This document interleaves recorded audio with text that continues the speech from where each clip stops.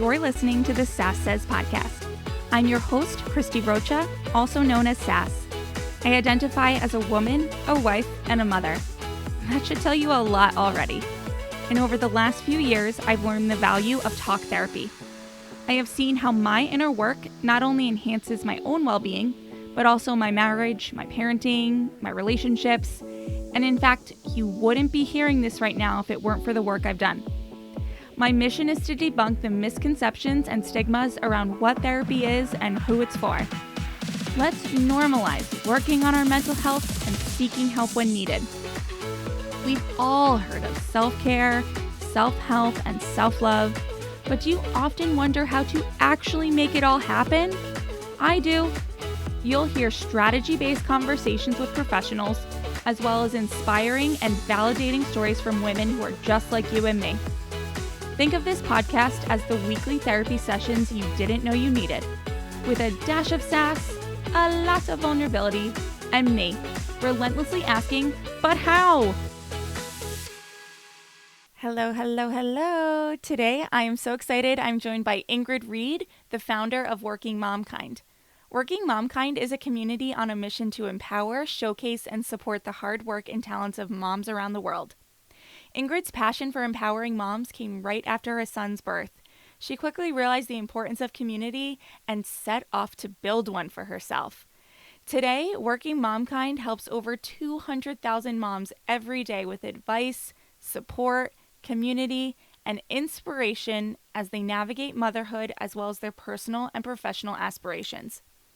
You'll hear Ingrid and I talk about the uniqueness of Working Momkind, how it differs from other mom communities, and more importantly, how the uniqueness of each mom community is what makes it critical for collaboration. We talk about the challenges working moms face and what Ingrid would do with a magic wand to change the current climate in the workforce for parents. Ingrid shares her top tips for creating a greater sense of community in your own neighborhood and how the COVID-19 pandemic has particularly impacted women and mothers. She shares with me how she personally curates the Working Momkind content and how she handles tough conversations on her platforms. We also touch on her personal journey thus far, how she and her husband make a great team, and her future plans for growing her family. As usual, stay tuned after the show for my final thought. Hey Ingrid, thank you so much for joining me today. Hi, Christy. Thank you so much. How are you? I'm okay. We're both sitting here while our kids nap, just trying to make the most of this time, right? And hoping that they're not going to wake up. Exactly. And that they do nap, because it's always a struggle. Exactly. I want to jump right into Working Momkind. Tell me a little bit, or a lot about, I guess, this community of over 200,000 women and moms, how this came to be. Sure. So it's always so weird to think about the number, because it's something that started on such intimate level. When I became a mom, I had the support from like my parents and my sister, my husband, and they don't live nearby, so they're like, in another state, and they were visiting. They stayed for 2 weeks, so like I had the support that you'd want to have postpartum. But after they left, it was just kind of like, oh, like I'm actually pretty lonely, and I didn't really have any like mom friends in the area who were going through the same thing. So one night I was just kind of sitting in bed feeding my son, and I was like, this can't just be me right now. Like, I know that there are plenty of women out there and people having babies every day. So I went on social media naturally, because that's just what was on my phone, and I started just looking up hashtags like lonely mom, tired mom, postpartum, and I started figuring out the trend that was coming up, which is like, there's a lot of us out there that are looking for something similar. So it started very organic. I really created it with the vision in mind of being able to share stories, given how I was feeling, and knowing that no way that I was the only person out there feeling that way. That I wanted to find those stories and find the women who were interested in sharing them, because I feel like the moment you speak up and open up about whatever it is, you realize that you're not alone. There are others out there that might be going through something similar. So that was the intention, and it remains the same to date. The more stories that I can share, the better for everyone, because you realize, wow, like there's so much that I have in common with so many people that I didn't even know. And come to find out just a few days later, I'm like, I wasn't the only one sitting in bed, tired, exhausted, and thinking that I was alone. There's so many other women out there. So it was so nice to be able to connect with them and also connect them with other women. And, even across the world, it's just pretty cool. Mm-hmm. Yeah, I mean, it's definitely evident the feeling of community on your page and on your site. But I do also get this feeling of networking as well. I mean, it's not just let's come here and, vent, as important as that is. Right. There does also seem to be this next level of intention behind it to actually network and connect people, I'm sure, virtually and in person, correct? Absolutely. And I try to build as many avenues as possible for them. So I know, like, when I first started it, a month or two in, I featured a mom story, and then somebody slid in my DMs and she was like, hey, the woman that you feature, like, is my colleague. And I had no idea. Wow. And we work for the same company and now we're friends. Wow. Like, they connected through the page. And I was like, oh my God. So that was like an example. And then I started venturing out into like in-person events, which of course the pandemic put a stop on that for the meantime. But it's also a lot of connecting them with what they like, what they're doing. And this is why I feel like it's very important to open up about your stories, because there's so much more beyond just basic networking of like, what do you do for work, and like, where are you going to school. There's also, what are your hobbies and where do you want to go in life. Mm-hmm. And I feel like for Working Momkind, it's organically evolved into that, where now women connect to network way beyond just what they do for their 9 to 5s. It's like, hey, I want to be a founder and I want to build this business, or I'm working on a podcast and I need people to interview. And so I really try to build as many avenues as possible to ensure that they have access to that. And we also have the private community where women can join and they can share as much as they want about what they're up to, what they're doing, and I guess their goals of why they're looking for the community that they just joined. Mm-hmm. And I want to go back to the private community in a second, but I think what I so appreciate about what you just said is, I think when I became a mom, it was really important to me that I didn't just all of a sudden become just mom. And I don't think that there's anything wrong with that, in the sense that mom is major, right? Like, to be mom is so big. It's the biggest thing we have. I mean, it's such an important role, but it was so important to me that I didn't just that didn't become my only role. And I so appreciate that about your account and everything you just said, because there's more than just being mom, or more than just being a working mom or a stay-at-home mom. These labels that we're constantly putting on ourselves and others can be useful, but also can be detrimental in ways. And very draining at the same time. Yeah. Especially with, if you do work 9 to 5 and you end up taking leave and you spend, I don't know, 3 months or however long at home not working, you're alone. And if you don't have the friends and the support that you need, it sort of consumes you. Yeah. And yes, it's beautiful and it's amazing, but at the same time, those 3 months are up and you go back to work and you're like, whoa, like, this is much harder than I expected. Like, now I have to send my daughter or my son to daycare. Now I have to like switch my brain back to like working and something else. And it's when you learn to kind of integrate all of it together, I feel like it really does have a better sense into what you're doing now, where you want to go, instead of spending so much time and energy trying to separate everything. It's hard. And I know that, before we were talking when we prepped this, like, how do you get it all done? You don't, but you try your best to make sure that you're dipping a little bit in each bucket, and whether it's your mom, your business, your job. And I feel like it really makes a difference to be able to focus on all of that. Yeah. Yeah. But it is, you said, switch your brain. I mean, I feel like that's become easier over time, but initially in my early days of motherhood, that was one of the biggest challenges. I think was trying to focus on anything when my baby was in the room or in the next room. It's almost like your brain expands in a good way, but like now it's just it expanded so much that there's a lot that's going through your head. And I feel like what you said is right. You sort of learn how to manage that, and it's not always easy, and it doesn't always happen right away, but you kind of it's like a job, in a sense. And that's where the name Working Mom kind of came from. Like, it's not just focused on what you do in your 9 to 5 or what your business is, but really, like, motherhood is a job, becoming a mother is a job, being a mother is a job, and the whole rest of your life you'll spend trying to do that and making it better. So, like, it really is hard to shift that, but I feel like the more that we do it, and that time passes, like, the better you become at it. But those first few weeks and months and even years, my son's about to turn 4, and it's still every day I'm learning something new and struggling with a new season in motherhood. So it's just a part of all the changes, but I feel like we all get better at it the more that we work on it. Yeah, because, you know, we get better at it, and then what happens? Our kids change it up, right? They enter a new phase, they enter a new time in their lives, and then we have to adapt again. Yeah. I was just speaking to someone.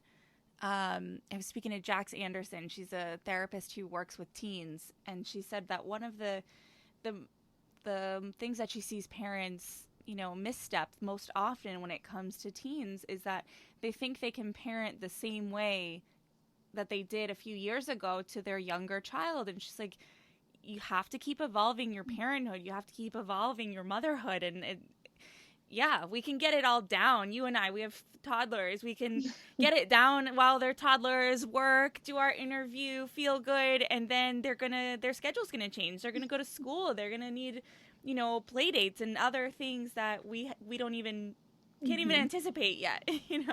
There's so many different seasons, and you're constantly evolving. And that's why I always think that it's so similar to, like, who you are outside of motherhood, because we're not the same person we were before we became a parent, and we're not going to be the same person we are now 5 years down the road. So it's all about, for me, it's all about being flexible. If you get into the mindset of, okay, things are going to happen, this is life, and you just kind of like let it happen, that it's worked very good for me. Because before I used to be very strict about, like, my routines and my schedule and everything, and I still am to a certain extent because of my son. But I feel like the more flexible that you are, the better you will feel, and you won't feel as stressed. It's worked pretty good for me. How can, so take me back to perhaps that time where you were starting to figure that out. What types of changes did you have to make, whether that be actual tangible changes or just mental shifts? Talk to the person who's hearing that and going, oh my goodness, I need to do that. I think it was a little bit of both. Definitely, like, it has a lot to do with the stage that your child is in as well. Obviously, when they're newborns, they're going through, like, sleep regressions and all those 2 hours, waking up every, like, 2 hours. And so I think that's why I was so strict, because I was like, no, things have to be done a certain way. I can't disrupt them. And eventually I started to realize that the way that I feel and how much I get to accomplish throughout the day and my mood is going to affect every other outcome, whether it's directly related to my family or just to myself. So I started to think, why am I feeling stressed at the end of the day? Because I was putting so much pressure on the things that I had to get done, the places we had to go, if my son slept or not, when he had to be fed. Like, there were so many things that were just kind of running my day. And I felt so down and defeated if one of those didn't go the way that they were supposed to. So I kind of had to stop and be like, okay, we made it through the day. Everyone's fed. Everybody took a bath. Like, we're Your expectations. happy, healthy. Right. Yeah, happy, healthy, and we made it. And tomorrow's going to be another day. So, like, what's helped me a lot is getting through whatever I can. And at the end of the day, knowing when to stop and just being like, okay, I'm going to unplug. The day's done. I did what I could. And the rest I can just pick back up tomorrow, because it's the reality. I mean, businesses don't really run the whole day, right? And if they do, there's a person that comes in and shifts change.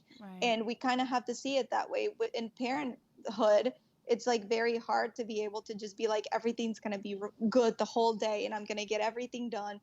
There has to be a time when you just kind of stop lay down, sit down, and just be like, I did my best. Tomorrow's going to be another day, and push your to-do list for tomorrow. You don't have to do everything today. Right. So it was tough to adjust, but I feel like now that my son's older and like you said, we're getting used to the changes and this new season, I feel so much comfortable with living in the moment and truly being like, you know what? It's 6 o'clock. We finished dinner early. Let's just go outside. Whereas before I was like, no, no, no.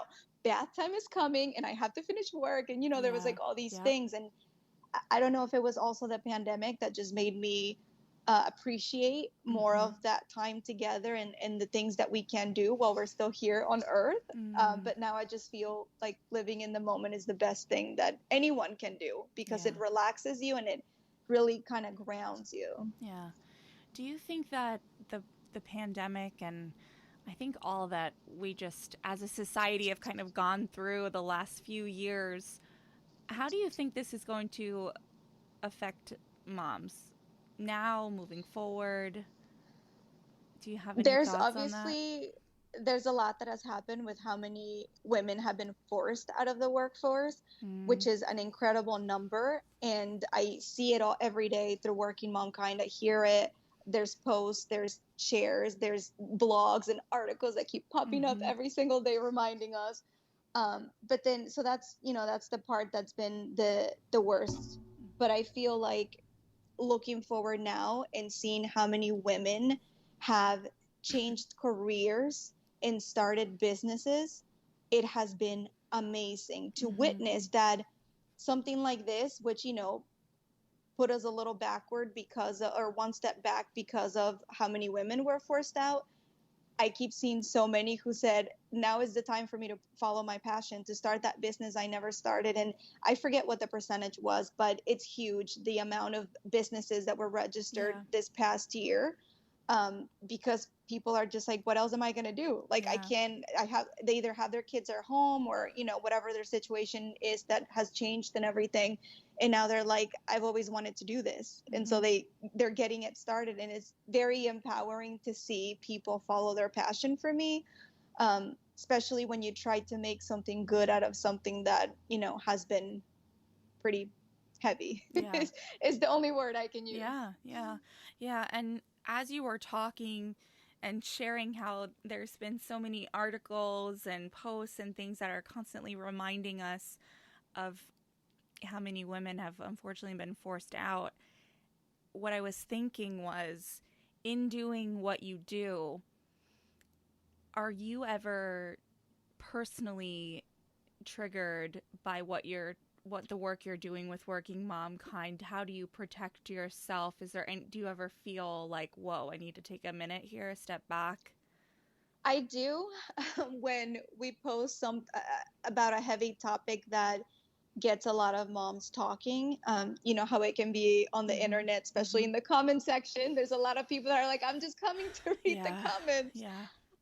So it can, when that happens, which it actually hasn't happened often, but quite a handful of times where I just kind of have to like put my phone down and step back and think about the fact that everybody thinks differently and not everyone's situation is the same. So that is, that's on the side of like me posting and sharing certain things and sometimes how members of the community react.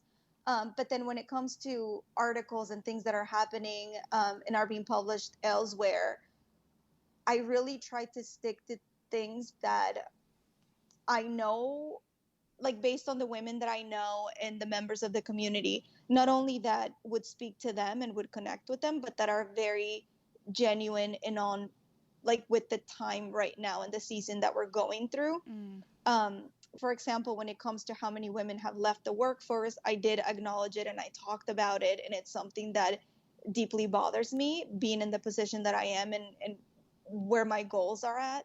But I also know that everybody is tired of hearing about it because we don't have a solution. And so we keep hearing about the problem, but what are we going to do about it? And so it can get very heavy at times. So I just kind of have to focus on, okay, what are we hearing about too much that is personally affecting me? Because if it's affecting me, chances are another mom is feeling the same. So I really try to balance out the content to ensure that I acknowledge it. I let them know that I feel it, that I'm talking about it, and that I'm with them. But I make sure that I'm not constantly pouring the same content out. And another, since I'm talking about this, another one that I feel like you've probably seen too is like mommy burnout. Yeah. Which can be so easy to fall into because we're all experiencing it all the time. Yeah. In every social media account, every blog is like, we're all burnt out. Yes, we're burnt out, but what are we doing about it? And like, can I have help to get through that burnt out? And so I really try to balance it out to ensure that the working mom kind can be a place where they can go to learn and feel connected and heard and seen, but not necessarily where they go and they're like, here we go again. Like, yes, I know that I'm burnt out and there's something happening. So I really try to keep it as balanced as possible. Yeah. Does that make sense? It totally does. I mean, and it's so true. It's like when someone for the gazillionth time looks at you and says, I don't know how you do it. It's like, because I have to. I don't have a choice. No other choice. You know, I mean, what am I going to do? Just, okay, kids, fend for yourself today. You know, no. Yeah, but it makes a lot of sense. And I mean, that's a responsibility in itself in really just filtering that content. And I've brought this up before when speaking to other people that I think it's absolutely necessary and wonderful that women and moms are out here talking about the burnout, talking about the workforce, talking about bottle feeding and breastfeeding, talking about everything. But it does start to feel like, you know, moms, we can talk ourselves to death. We can talk in circles round and round. We can validate each other all day long. But what do we do about it? You know, if we're not involving other people, if we're not involving other, I don't know, I want like our government, if we're not involving, you know, the big 10 or the big whatever, like what really changes? We get personal fulfillment, of course, in the moment, and we get support in the moment, but then we have to put our phone down or close our computer and go back into the real world. Yeah. Right. It's brutal. It's like we're missing those next steps. Like we're being loud about it and we're putting our stories out there, but how can we ensure that this changes things? Like going back to how many women were forced out of the workforce, like how do we make sure that doesn't happen again? What are we doing to ensure that things are changing? And it's really hard because at the end of the day, we have so much going on. Yeah. It's like, I'm talking about it and I'm being open, but we're all so busy, and it's like, how do we ensure that we can take that next step? And I feel like that's the importance of community that I feel. I follow and I am followed by a lot of other mom communities, and I've always seen it where like we're stronger together. So if we can find ways to connect and merge our communities and find ways to like be louder about these issues, then we could potentially, you know, reach the masses. Yeah. If I could give you a magic wand and you could just, no one can see me, but I'm waving my magic wand, what are the top, say, 3 to 5 issues facing working moms that you would just take your magic wand and do something about? Oh my God, that's a really good one because I feel like I would do a lot of things, but I feel like the first one would just be educating organizations and companies, like any employer out there, to truly understand what working parents go through, especially mothers, single parents. I feel like there's still a lot to learn, and especially when the company's really big or really small, because when they're really big, they're out of touch. And if it's not a part of the leadership and the culture, then it's never going to happen. Yeah. So I feel like there's really got to be, you know, just like we have conferences for industries and certain things, I feel like there has to be more material in conferences around how can organizations better support parents all around. Like it has to be a thing that's just a part of it. It can't be an option. Right. And like, you know, you can't just choose whether you want to help them. Like this should be a thing. Like people are out there having babies and it's not going to stop. So like, why haven't we done anything about it? Right. It's like we get vacation and we get sick days. Like, can we just get support for parents? Right. Right. And then there's also leave, you know, like when Yeah. you Oh, become a parent, yeah. whether you're going through fertility treatment or you're adopting or you're having a baby, like there's a lot of time that you need to adjust to life after a baby. And I feel like Mm, we're just not there. FMLA, like certain, you have to have over 50 employees to qualify. It's, mm, we don't have like mandatory pay leave across. So it's just kind of like you look at other countries that are just doing it so well, and it's I like, know. what are we doing? I Like, know. I why is know. this not why is this not a thing? I Like, know. just like we have benefits and we have health insurance, how do we not have something for this? I know. And so it's just so frustrating to feel like we're so ahead but so behind at the Yeah. same time. Yeah. And I feel like most of my wand wishes would be around these companies and organizations and the government really truly understanding and making changes for something that is so that is so common, Yeah. you know, to have children and to adopt and to go through fertility treatments. It shouldn't be Hmm. something that a company has to come and provide and teach you to do. It should be something that everybody knows from the beginning. You want to build a company? Here's how you support parents. Yeah. You want to be a corporation? Here's how you support parents. And I Right. feel like my wand would definitely wand around We need a that. couple of wands, it sounds Yeah, like. We need like the mega wand, or we need a couple of different ones and we can just lots of start fairy waving dust. around. Yeah. Yeah. And, I have conversations like this and I feel like so fired up when I leave them. I'm like, we're going to change the world, darn it, And then I, go wipe someone's butt after. I'm like, well, all right, we'll change the world tomorrow. But see, this is why I feel like it's so important to have platforms like yours, because there are listeners out there who might, maybe they just needed to hear that, and Yeah. something's going to go off and they do go out there and they do build something to change something. Mhm. Mhm. And I feel like it always comes at a different time, but this is why Yeah. I am such a big believer in like communities and podcasts and anything that can help support parents, especially moms, because I feel like it's just something that we Yeah. need to have inspiration, and Mhm. there's a lot that we could talk about. So if we can just have just a little tiny bit before Yeah. we go wipe the Right. butts. Right. Right. I know. That's the other thing that your page, your website is always, I think it strikes me anytime I'm on it is how incredibly inclusive it is. Is that intentional? Was it always that way? Talk to me a little bit about that. It's always been that way, because I feel like we're also different. Mhm. And I feel like the more stories that we can share, the better it will be to connect with Mhm. each other. Mhm. I'm like, you'll see, even if you like go back in time, especially on Instagram, like I'm a firm believer in the fact that we don't all mother the same. We don't come from the same places.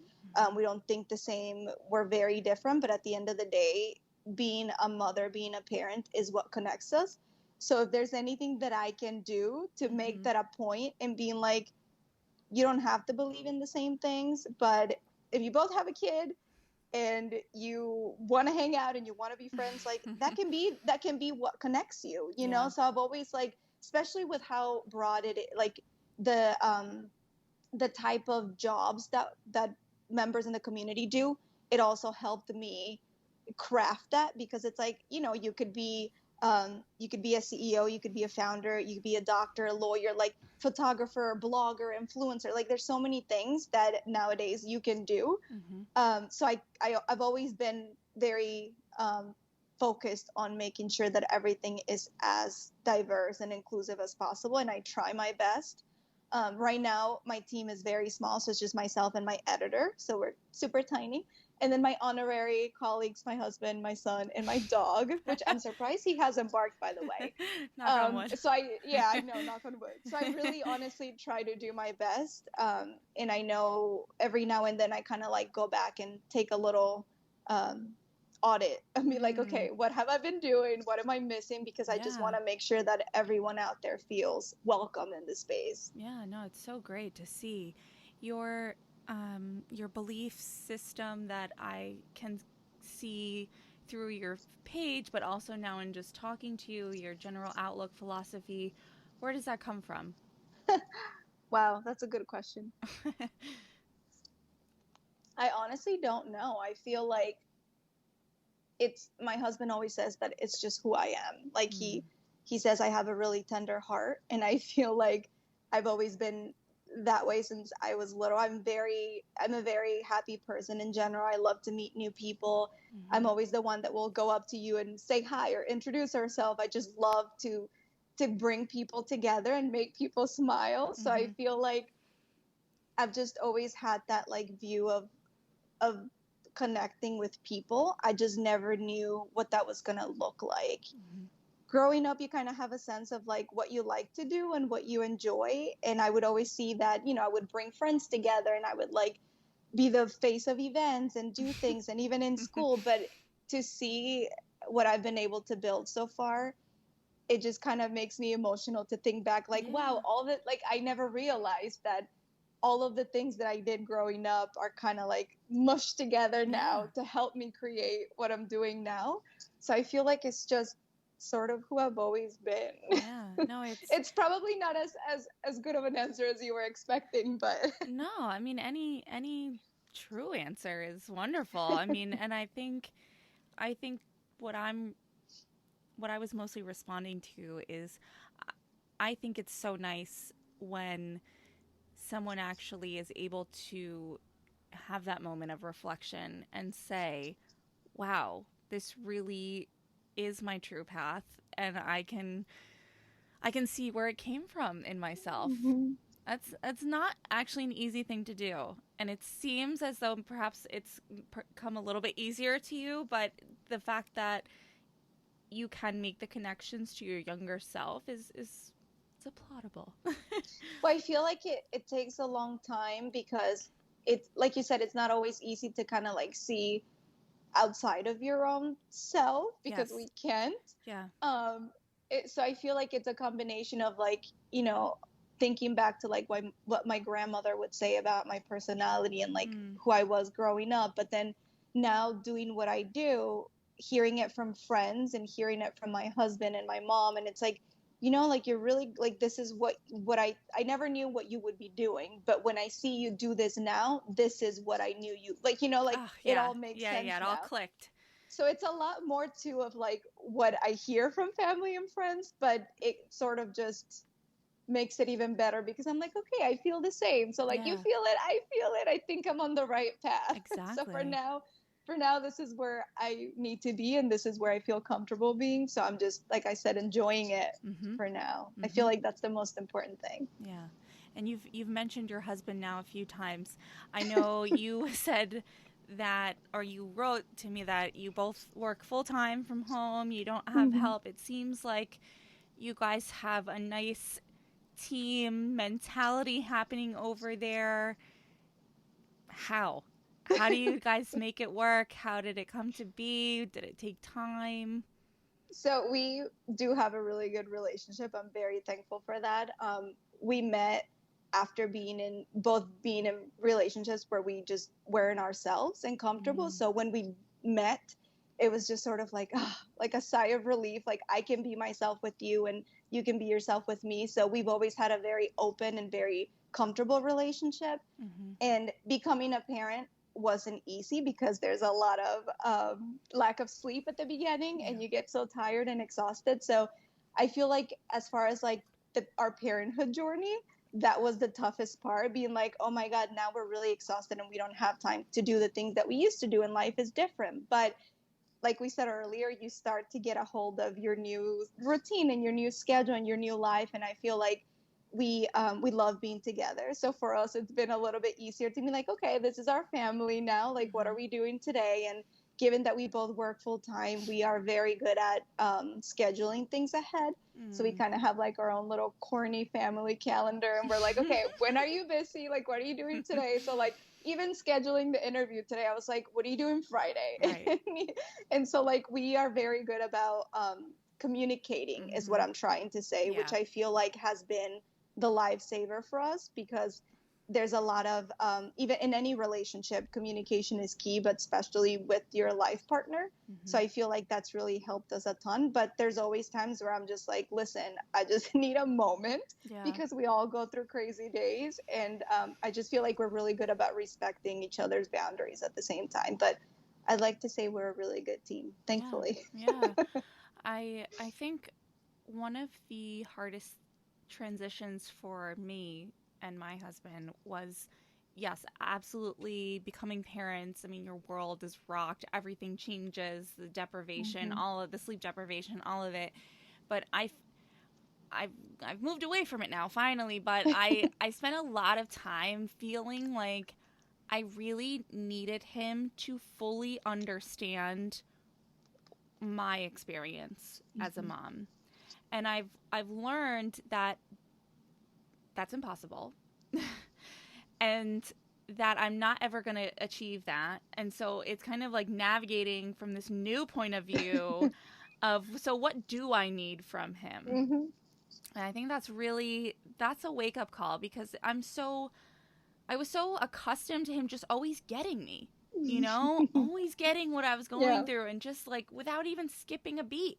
And this, because like a motherhood, I was just like, you don't get it. Yeah. Like, you don't get it. I joke about it all the time too. Like when I get mad about something, or like something comes up, I'm always like you wouldn't know, but like it's like in the heat of the moment where you're like, you just like didn't go through this for 9 months, and like you didn't feel this, and it's like they never will. So I feel like in a way you can do your best to explain it, but I feel like I made peace with it, and now I just joke about it. Like I'm like, listen, right.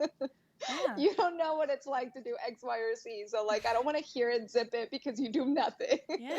So it's just like literally your level of involvement in bringing this human into this world is very minimal compared to mine. So, take a seat. Like, yeah. I remember one time, this was obviously before the pandemic, where my husband was either homesick or working from home, which was so unusual for him. He never did that before the pandemic. And that first time, I don't remember what happened, but he kind of looked at me and had something to say about what my daughter and I were doing. And I just looked at him, I was like, listen, this is the daytime crew. The daytime crew operates completely differently from the nighttime crew and the weekend crew. What we do here in the daytime is our business, okay? It was like, we just got to get through. I love that. I've been there a few times. Yeah. You have to do what works for you in that moment. That's another thing that I just tell everyone all the time. In all of my posts, you'll see, do what works for you.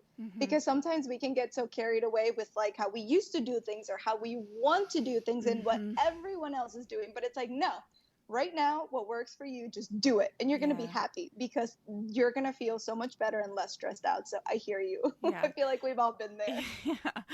And in doing what works for you, and making sure that's included in sort of the narrative of your account, has anything really surprised you about the work you do with Working Momkind, or your journey to getting there? Anything been like, whoa, I did not see that coming?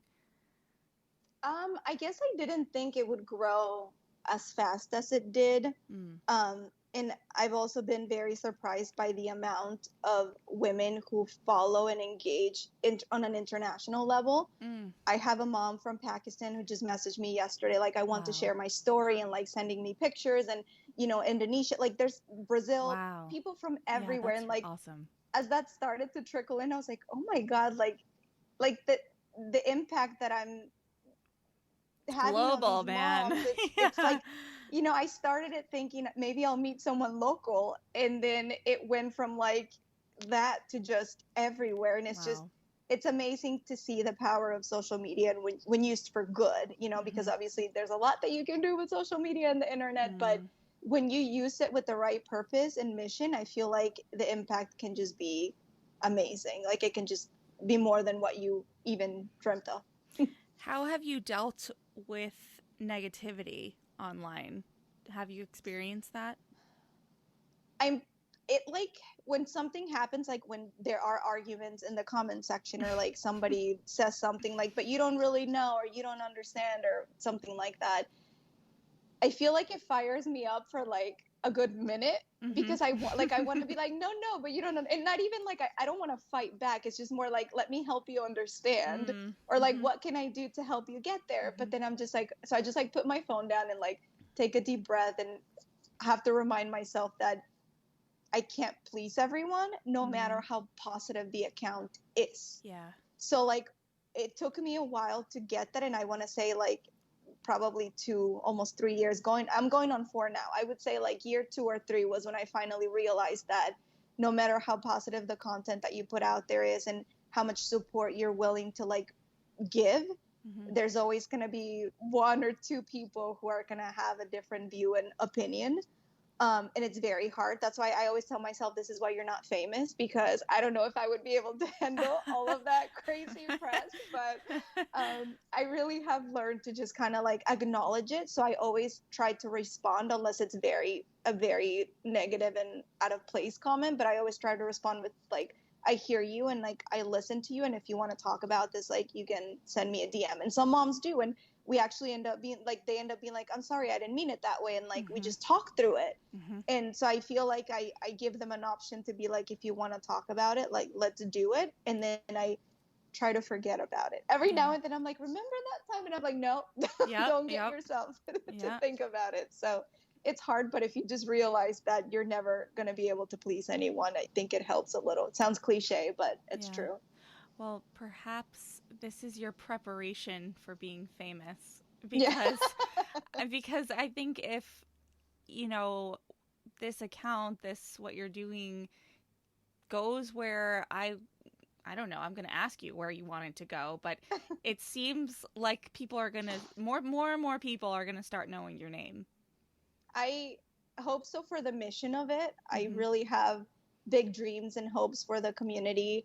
I am doing my best to try to grow it. I was working full time in ed tech for before I started the community.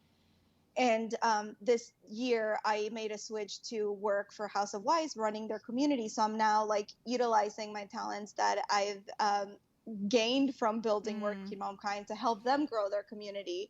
And that shift alone has freed up a lot of mental headspace and like emotional headspace, because the company that I was working for in edtech had nothing to do with like women empowerment and that sort of like health and mental wellness. So now shifting to a company founded by a mother who understands all of that and having like a similar vision is just feeling so good. It's aligned. So it's aligned now. And that's sort of like what I was envisioning to have and involve myself with. So now I'm still working crazy amounts and pouring my heart into Working Momkind, because I do have a lot of hopes and dreams. And I feel like 2020 was going to be my year. And then the pandemic hits. I'm like, okay, I'm just going to have to wait and chill for a little bit, see what happens, and then like take it from there. But there's a lot of things that I want to do to help continue support moms, whether it's by, with their 9 to 5 or their hopes and aspirations. I'm a big believer in like following your passion. So I feel like there are great things coming, and I can't wait to share more, but I'm very excited to just keep growing it, because I see how good it makes people feel, and I want to keep giving moms that feeling. Yeah. Was it a tough decision for you to leave your previous job? I feel like you had been there quite some time. It wasn't like just a job, right? Like you really had kind of invested time and energy there. I've been involved in ed tech since before graduating college. Oh, so yeah. And I graduated, and the next day I flew to New York City to take on my first job with a Fortune 500 company in ed tech. I was a firm believer in it because I'm bilingual, second English language learner, whatever you want to call it. And a lot of the software that I used in school helped me learn English and become better. So being able to be so close to all those digital resources was like a big passion of mine until I became a mother. And then I was like, I have another passion. Yeah. And so it was difficult in the sense that I was so involved and knew so many people and was doing so well, to the point where right like the day that I gave my 2 weeks notice, I found out I was going to get promoted. So it was just Oh, kind of like, oh, this oh is my fun. goodness. But I'm also a big believer, you'll hear me say this a lot, in like everything happens for a reason. So Yeah. like if this was really something that was meant to be for me, it would have happened before. Mm. And I already had my mind so made up, and the person that I reported to was like so supportive of it, and she was so excited at me making this change because she's seen me build Working Momkind, Yeah, that's and she's nice. always been very supportive. So it was an emotional decision because it was Mm-hmm. just kind of like, you're leaving us, but it was like, you're leaving us to do something good. Yeah. So it wasn't as hard to make, but it was Mm-hmm. just a little bit like, oh, I've spent so much time doing that, and now it's just a different season in my life, just like in parenthood. Yeah. Yeah. You're also a postpartum doula. Yeah. What does So that mean exactly? I so I started that, was it last year? At the end of last year? It's like 2020 was such a mess. It's a And blur. it is. I think I did it in November. So I became certified in November because I wanted to be able to offer the community something else. So Mm. basically, like my vision of it was, as a postpartum doula, I can now run postpartum support groups through Working Momkind, Ah. and be there. Like I might not be able to be there in person to help them with any questions they might have or adjust to life after baby. But if there's anything I can do in the meantime virtually because of what I've built, then I Mm-hmm. wanted to have that as a resource for them. Mm. And through my time building Working Momkind, I've met a lot of postpartum and birth doulas. So the difference is that birth doulas are there for birth, like Mm-hmm. labor and birth, and a postpartum doula is there to help adjust with your life, adjust your life after baby, help you adjust to your new life after baby. You're editing that, right? I don't know. See, so that's why I was like so motivated, because Yeah. I'm like, it's basically what I'm kind of doing, but like not officially. Yeah. So if there's something that I can do to help the community even more, like that's where I want it to be. It's So I amazing. haven't practiced anything in person, but Okay. everything's virtual so far. And so someone looking for that type of support, it's they get on a call, a Zoom or a FaceTime call with you, and it's they're talking through what they're going through. You're providing advice. You're, I don't know, what do the conversations So the tend to way look like? Yeah, so the way that it was running through Working Momkind is more like you join the community and we have them scheduled already. So it's like monthly intimate sessions. Okay. So depending on like who wanted to join, it was like usually 5 to 6 people is what we've seen. Uh huh. So I haven't done anything one on one, but I basic see. because I'm like a firm believer of like the community Okay. feeling and Mm-hmm. like being able to hear from others because it makes you feel more comfortable. Mm-hmm. And you don't have to always share, but you can. But basically, yeah, so like you are a resource for them. So if they do have any questions, they can talk to you about how they're feeling. In person, you would help them with the baby. If they need to like go take a shower and they just want to unwind for a little bit, like you Mm. can help them care for the baby. But virtually is also about the resources. So like while you're not a doctor and you can't tell them what to do or what the next steps are, you can help them compile a list of resources of like, who do you need to see and talk to and why, and Interesting. like, why is this going to help you? So you're kind of like a little walking encyclopedia for Yeah, them too. it's like while they're caring for their newborn, you're kind of doing the legwork hmm of what maybe It's they more want to like, look into. I'm sure you've seen a lot of those social media posts where it's like, but who's caring for the mom? Yeah, yeah. Postpartum doulas care for the mom, and they Okay. care for the dad too. Like they're there to help. There's even postpartum doulas that help adjust to life after baby when you have your second or even Mm-hmm. third kid. And they specialize in that. So there's a lot of things that you can do. And looking at what I've been able to do now and everything that I learned, I'm like, I want to have one when I have my next baby Yeah. because I can see how lonely you can be. And like having someone that comes in and checks in on you and asks you those questions that normally we wouldn't get asked until the 6 month checkup, like Mm-hmm. 6 week checkup, sorry. It's just kind of like you need someone to be there and ask you how you're feeling without having to wait 6 weeks Right. to see your provider. Like Yeah. that's insane. There's And so much that and they only happens. scratch the surface at 6 weeks. They're like, Absolutely. basically, you're not going to harm yourself or your baby, right? Great. Yep. Bye. Like, that's It's it. insane. It's Yeah. like I need so much more than that, and Yeah. you're not giving me any of that. So Right. like being able to have someone, especially for people that don't have family nearby, Mm. I feel like it's something that is definitely worth it. Yeah. So I really like Hmm. it. Yeah. No, it sounds like very fulfilling work. And It because is. you yourself have the experience of not having your family close Right. by to help you. I know So, what it's like. Yeah. yeah. And you, only because you mentioned it, you're having another baby? I want to You have do? another baby. Yeah. Yes. My son. So obviously, like, they see all these things on TV, and, you know, like, Oh. you see, like, Daniel Tiger has baby Margaret. So it's kind of like he's been watching that. And now that he's like, obviously, like, 3 years old is my favorite age. I know people say that, like, terrible twos and Oh my threes, but God. it's the cutest thing ever because they're learning so much and That's true. communicating so much. Hmm. So he like came up to my husband and I. He's like I want a baby Margaret. Like I want to have a baby brother or sister. And we're like, wait, Oh. wait, wait. Like, all right, let's talk about it. Like, do you want a brother or sister? And he's like, both, a brother and a sister. And I'm like, okay, this is gonna take a lot of work. So it's been a very like natural and genuine conversation that he's been having, but he's like so interested in it. And we're at a point where we didn't think it was gonna take this long to be Mm. like, okay, we're ready for another. But seeing where he's at now and Yeah. how he talks about it, we're like, okay, like I think it's time for us to like get into the mindset of like, let's do Oh. this. But yeah, if you were to ask me how many kids you want to have, I want to have five. But obviously, like I'm not gonna have five because Right. it's a lot. But I've ever since I was young, I've always been like I want to have three kids, adopt two, and like have a big family. So I'm Hmm. like I'm very into like the big family vibe. So I'm hoping that we can have another soon. That's our Oh. goal. Oh, well, I Yeah. wish you luck with that. That's Thank exciting. you. And Thank you. super sweet that he's so into it.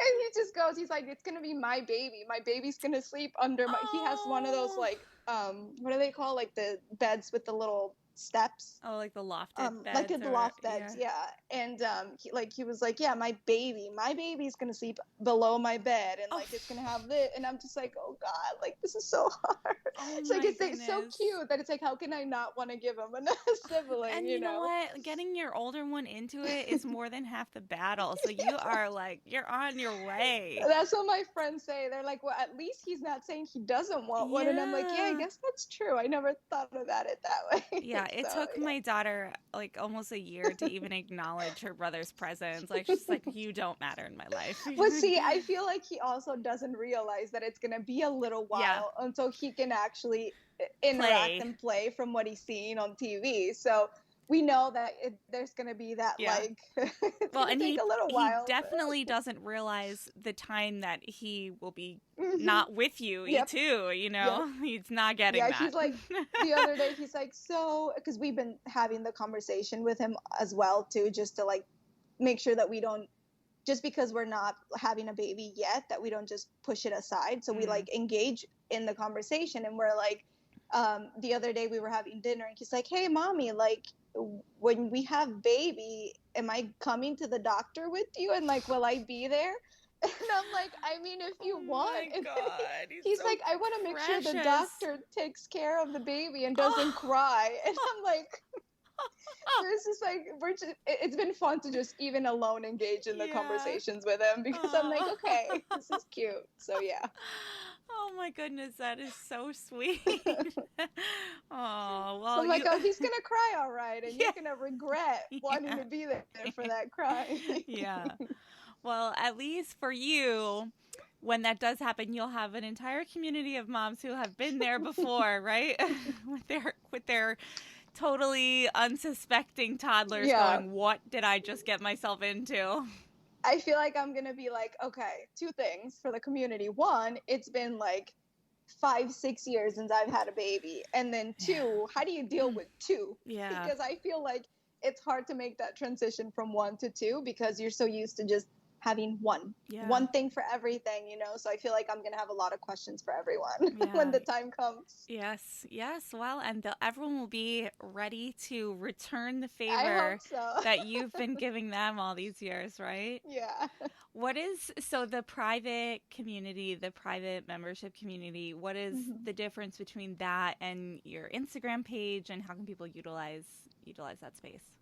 Yeah, so it's basically an extension of the social channels, because as you know, on Instagram, Facebook, Twitter, there's only so much you can do and say and engage. So the point of it was to create an extension of that so that you can actually have the conversations, host the events, and allow people to truly network and connect. So it's free to join.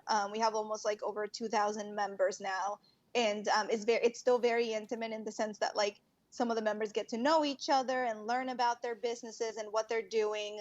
And we try to provide a lot of resources. So the link is in the bio, and it's also on the website, so you can join from there. And there's moms from all over the place. So we have groups for different locations and a bunch of topics that we cover all the time. But it's mostly just to have that extra space to continue the conversations that are started on social media. Do you have any advice or ideas for someone who's hearing all of this and is resonating with either your mission or just honestly even your personality type, for wanting to create a community more locally for themselves? Do you have advice or ideas for someone who's in that position? Absolutely. So I would always say to start, like, to do the research and see if there are any communities already where you are. I love always reminding people, like, hey, you got to find your community. But if you feel like you can't find the right one, maybe it's not close enough or it's not fulfilling your needs, I always say go for it and start your own. Because it's so easy to do it in the sense that you know where you live, you know where to find people. If you have kids in daycare, if you have kids in preschool or school, talk to the moms that you see there, go to the park and say hi. Like, there's a lot of different things that you can do to start building that community within your community. But if you want to reach out to me and help you connect to other moms in your area, then I'm always happy to do that. And there's been times like in Instagram where I'm like, hey, there's a mom in, I don't know, X location that's looking to meet up with someone or whatever. So I always feel like you should utilize the resources around you first and see if there are ways for you to meet those people. And if not, then you can always create your own. I know with Working Momkind, I'm not sure how it is with other communities out there, but I'm very happy for them to go in there and source and be like, hey, I live in New York and I want to make sure that if there are any moms near my area, like, let's meet up. So I just recently posted that too, like 2 weeks ago, and there were a bunch of moms that are like, I'm right next to you, like, let's hang out, let's go to the park or whatever. So it's like, if you're not vocal about it, you're not going to be able to find them. So you kind of have to like almost step out of your comfort zone and be like, I want to meet new people, which is not always easy.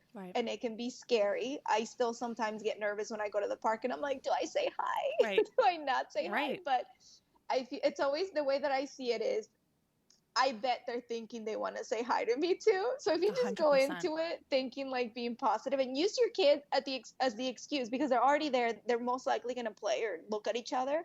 So just be like, oh, how old is your kid? You know, like just something super Icebreaker. basic. Yeah. And if it's there, and it's just going to take off. And you might just be like, hey, I usually come on Fridays if you want to like meet up any other time, you know? So as long as you put yourself out there, the worst they can say is no. Which is not as likely could happen, but I think if you just approach it in that way, you'll meet a lot of people. Yeah, you touched on a few really important things there. I think that it does often take not just coming out of your comfort zone, but I think, which is so true, but I also think that kind of when, at least for me, when I'm in mom mode, which is, I mean, I don't know when I'm not in mom mode really, but when I'm, say, at the park, right? It's like, especially because my kids are still young enough where they kind of need my involvement at the park.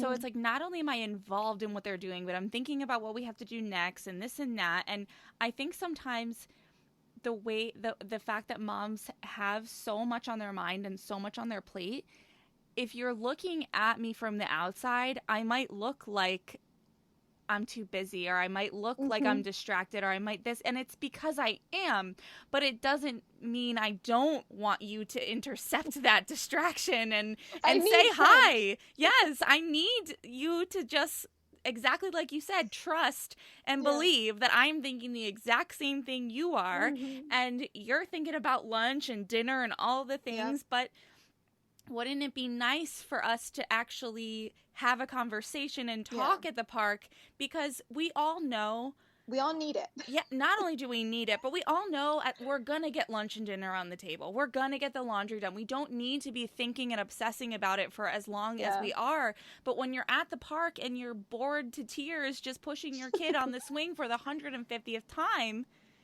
yes, you need someone to Mm-hmm. to break it up.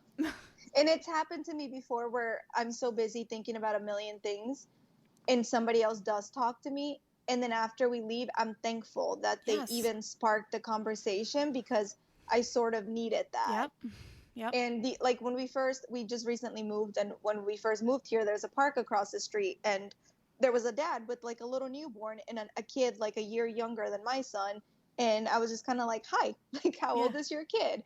And like, you could just tell the relief in the dad's face where it was Oh, like, I can talk to someone. He was yeah. with two kids, and I just had one. It's just kind of like, how are you? Like, Yeah. we just need that engagement, Yeah. even if we look like we're busy, because you're gonna feel so much better after, even if it's just a few words, a few questions. Like, Yeah. you're like, I had an adult conversation. I know. It's very satisfying.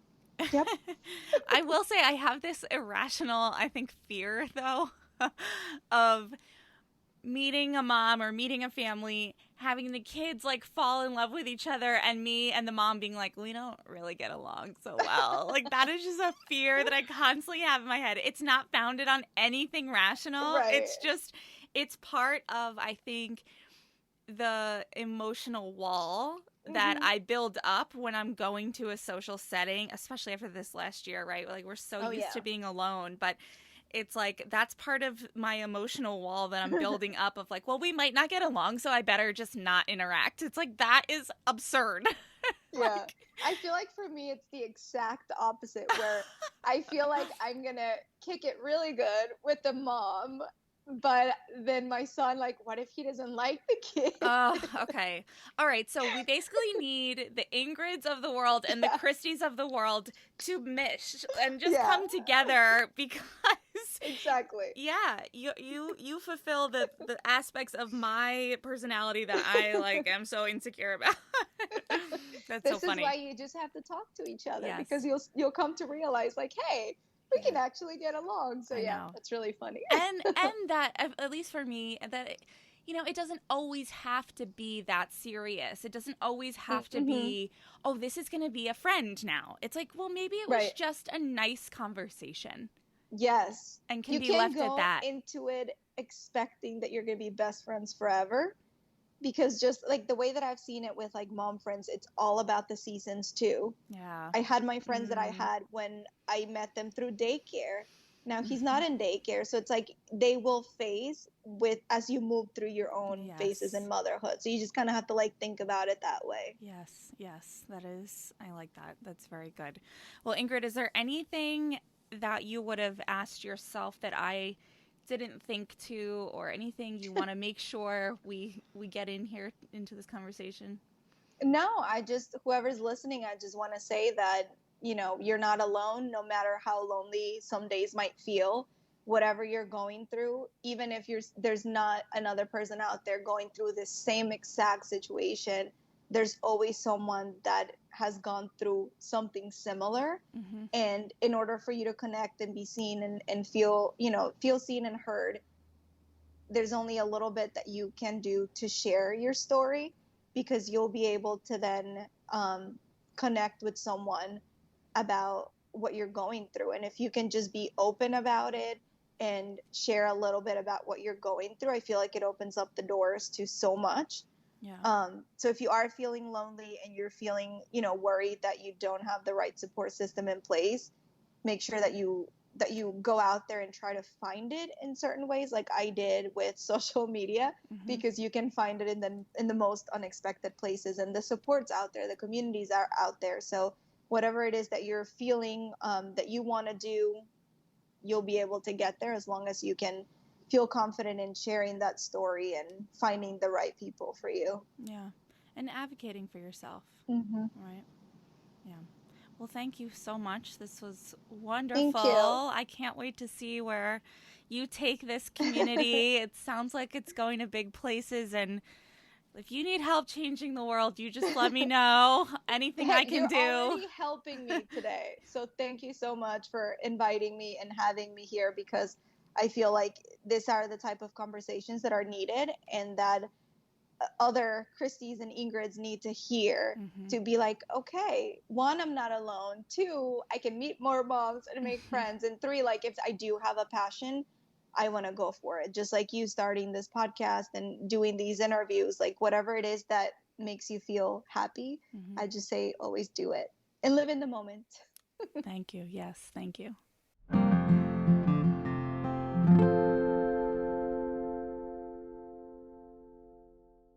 Oh, how I love this conversation. Ingrid, you are a gem. I shared this with her following our conversation, and I'll share it with you here today. A few days after our interview, I was at the library with my son.